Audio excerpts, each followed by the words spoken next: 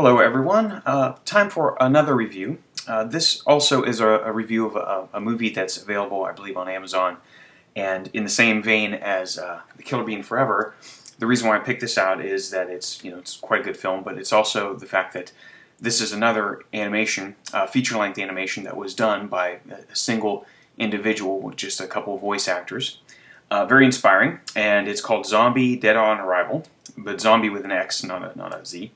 And the main difference between Xombie and Killer Bean Forever is that Xombie started out as like a web series of quick little shorts that had cliffhanger endings, and it was done entirely in Flash. Unlike most of the animations that are out there now that are done in 3D packages like Maya or Lightwave or something, Xombie was done with a 2D like vector artwork, and basically there's a lot of kind of tricks for getting the most animation for your buck out of using the vector artwork capabilities of a thing like Flash. Now with things like Anime Studio and whatnot, you could probably do something like Xombie, on your own with very little problem. So again, Xombie, another film that's very inspiring if you're an animator, if you're an independent filmmaker. You want to make your own films just in your own studio or garage or something like that. It's definitely something you would want to check out. Xombie also has the advantage of, has actually, for being something that's very serialized and broken up into like little 3-minute chunks, actually ends up having quite a warm story. It's about a zombie who ends up, he doesn't become a ravenous, mindless zombie. He retains his individuality and takes on this little girl and kind of protects her. In a way, it's kind of similar to the old Japanese samurai film Lone Wolf and Cub, except the zombie has maybe more emotion than the samurai did in that series. But it's quite well done. The artwork is very well done. Now the animation style and action is not quite as good as Killer Bean Forever, just because of the fact that it is in fact 2D artwork sliding along. But it makes up for it with some really good story, and the character designs are really quite nice. The design of the little girl, there's a sort of female femme fatale character that comes in later on. She's designed really well. There's some giant robots that attack and whatnot. So it's pretty unique. It's got its own little unique thing. It's got had quite a fan following. I believe there's even some manga that are out there on Amazon, to web comics and stuff like that.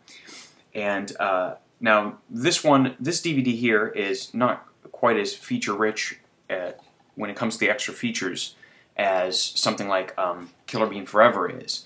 It's got some featurettes, and it's got a commentary, and I think there's a digital version of one of the graphic novels on here. The commentary is quite good, and lets you in on a lot of the secrets on how to get a lot of animation done very quickly. So I would definitely recommend this film as well. Again, buy it, don't download it off of some web service or whatever. Actually support the filmmakers that are making these things.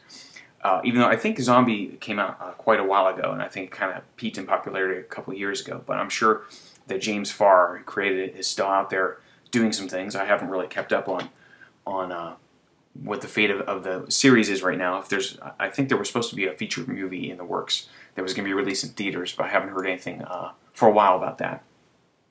So, once again, if you're looking for something that has a pretty decent story, it's engaging. It's, like I said, each chapter is very quick, tightly paced, because it was meant to be a web series with a little bit of a cliffhanger. The stories may be a bit disjointed because of that fact, kind of like the original first season of Star Wars: The Clone Wars. Has that same kind of feel to it, of kind of a stop-and-go type of story. But it's quite tightly paced, and like I said, the character designs and kind of core theme of the story or whatnot kind of carries along. Action is not quite as good as Killer Bean, but it's still quite inventive, and there's plenty of action if you like that type of thing. And if you like zombies in any way, shape, or form, this would definitely be a pretty good buy for you. So again, if you're interested in supporting independent filmmakers, if you're interested in seeing how someone can make a film on their own, just with tools that are readily available on any desktop computer, if you're interested in any kind of like animation or action films, zombie movies, then Zombie Dead on Arrival is definitely a DVD that you should check out.